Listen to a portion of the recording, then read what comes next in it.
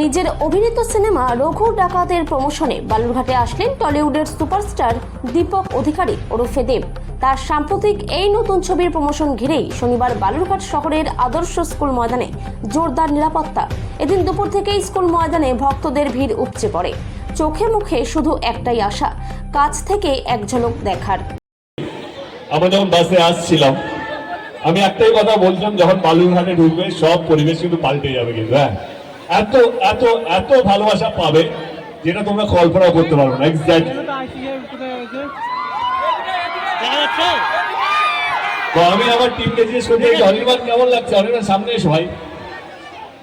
সামনে commercial cinema, বড় cinema মানে মানুষের এই আইডিয়া দেবে যে মানুষের ছবি যদি করতে হয়, মানুষের কথা যদি বলতে হয়, তাহলে মানুষের কাছে গিয়ে বলতে হবে। আপনারা ভাবুন, আমরা কিন্তু কলকাতার কোনো মলে, কোনো ক্যাফেতে, কোনো দোকানে গিয়ে এই ছবির প্রমোশন করতে আসিনি। আমরা ছবির প্রমোশন করতে কোথায় এসেছি? এত দূরে কোথায় এসেছি? এক্স্যাক্টলি।